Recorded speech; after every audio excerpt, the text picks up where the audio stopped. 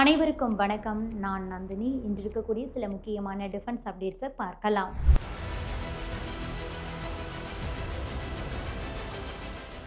Venezuela மீதான தடையை மீறியதாக கூறிய ரஷ்ய கொடியுடன் சென்ற மரினேரா எண்ணெய் கப்பலை அட்லாண்டிக் கடலில் நேற்று அமெரிக்க கடற்படை பறிமுதல் செய்திருக்கிறது.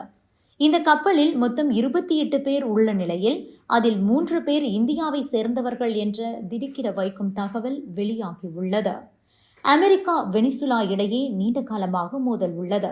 சில நாட்களுக்கு முன்பு வெனிசுலா அதிபர் நிக்கோலஸ் மதுரோ மற்றும் அவரது மனைவி ஆகியோரை அமெரிக்க படையினர் நாடு புகுந்து கைது செய்து அமெரிக்காவின் நியூயார்க் சிறையில் அடைத்துள்ளனர்.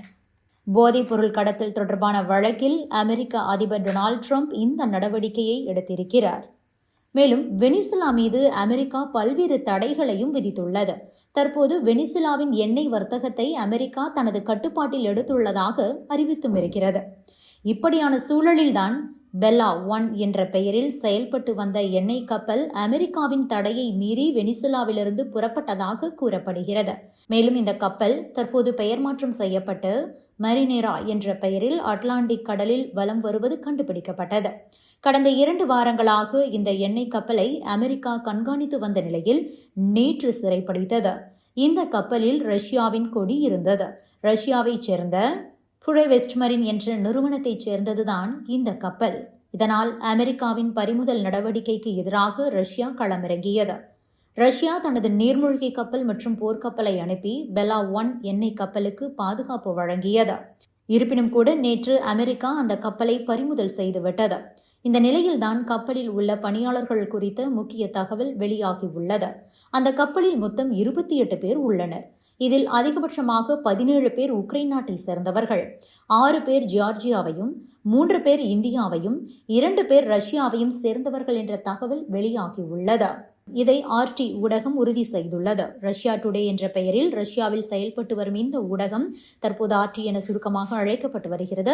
இந்த நிலையில்தான் அந்த ஊடகத்தின் X வலைதள பக்கத்தில் இது பற்றி தெரிவிக்கப்பட்டிருக்கிறது. அடுத்ததாக, வங்கதேசத்தில் கடந்த 35 நாட்களில் 11 இந்துக்கள் படுகொலை செய்யப்பட்டிருக்கிறார்கள். இதனை கண்டித்து இந்தியாவில் உள்ள இந்துத்துவ அமைப்புகள் போராட்டத்தில் ஈடுபட்டுக் கொண்டிருக்கின்றன. அதேபோல IPL-இல் கொல்கத்தா அணிக்காக விளையாட ஏலம் எடுக்கப்பட்ட வங்கதேச வீரர் நீக்கப்பட்டிருக்கிறார். இப்படி இருக்கையில் தற்போது இந்தியாவுக்கான விசா சேவையை வங்கதேசம் ரத்து செய்திருக்கிறது. இந்தியர்களுக்கான விசா மற்றும் தூதரக சேவைகளை தற்காலிகமாக நிறுத்துவதாக வங்கதேசம் அறிவித்திருக்கிறது. எனவே சென்னை, டெல்லி, கொல்கத்தா, மும்பை, கவுஹாத்தி மற்றும் அகர்தலா உள்ளிட்ட இடங்களில் இயங்கக்கூடிய வங்கதேச தூதரகம் வர்த்தகம், வேலைவாய்ப்பு விசாக்களை தவிர சுற்றுலா உள்ளிட்ட பிற வகை விசாக்கள் வழங்குவதை நிறுத்தியுள்ளது. அடுத்ததாக, இஸ்ரேல் ஈரான் இடையே போர் வெடிக்கக்கூடிய ஒரு சூழல் ஏற்பட்டுள்ளது. கடந்த சில மாதங்களுக்கு முன்பு 2 தரப்பிற்கும் இடையில் மோதல் நடந்தது. இப்போது மீண்டும் இந்த மோதல் தீவிரமடையக்கூடிய ஒரு சூழல் ஏற்பட்டிருக்கிறது. இதில் அணு ஆயுதங்கள் பயன்படுத்தப்படலாம் என்ற ஒரு அச்சமும் நிலவிக் கொண்டிருக்கிறது. இஸ்ரேலிய ஊடக தகவலின்படி பிரதமர் நெதன்யாகு தனது அமைச்சர்களிடம் அமெரிக்க அதிபர் டொனால்ட் ட்ரம்ப் ஹிஸ்புல்லா மீதான தாக்குதலுக்கு ஒப்புதல் அளித்திருப்பதாக தெரிவித்திருக்கிறார். இதன் விளைவாக நெதன்யாகு ஈரானுக்கு எதிராக அணு ஆயுதங்களை பயன்படுத்த இன்னும் சில மணி நேரங்களே எஞ்சியிருக்கிறது என கூறப்படுகிறது. இதற்கான ஆயத்த பணிகள் நடப்பதாக வேறு சொல்லப்படுகிறது. ஈரான் நாட்டில் உள்நாட்டு கலவரத்தை ஏற்படுத்தி அந்த நாட்டு அரசை கவிழ்க்க இஸ்ரேல், அமெரிக்கா முயன்றது. ஆனால் அது நடக்கவில்லை. இந்த நிலையில்தான் ஈரான் மீது இஸ்ரேல் நேரடியாக இராணுவ தாக்குதல்களை நடத்தலாம் என கூறப்படுகிறது. ஈரானில் ஏற்கனவே அரசுக்கு எதிராக உள்நாட்டு போராட்டங்கள் தீவிரமடைந்துள்ளன. இதனால் அங்கே ஆட்சியும் கவிழக்கூடிய ஒரு பதற்றம் ஏற்பட்டிருக்கிறது. இப்படிப்பட்ட நிலையில்தான் ஈரான் மீது இஸ்ரேல் அணு ஆயுதங்களை பயன்படுத்த வாய்ப்புள்ளதாக செய்திகள் வெளியாகிக் கொண்டுள்ளது. ஈரானில் உள்நாட்டு போராட்டங்கள் தீவிரமடைந்துள்ள நிலையில் அந்த நாடு தனது பாதுகாப்புக்கு உடனடி அச்சுறுத்தல் ஏற்பட்டால் எதிரிகள் மீது முன்கூட்டியே தாக்குதல் நடத்தக்கூடும் என பாதுகாப்பு மன்றம் எச்சரித்துள்ளது. இந்த அறிவிப்பு பிராந்தியத்தில் பதற்றத்தை அதிகரித்திருக்கிறது.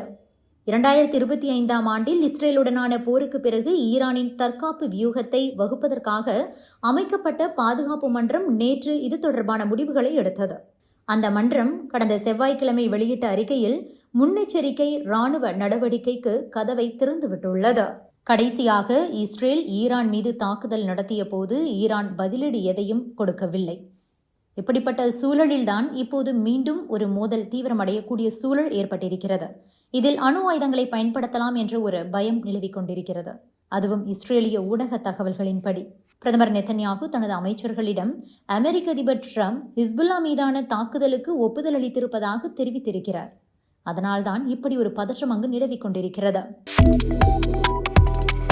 Subscribe to One India and never miss an update.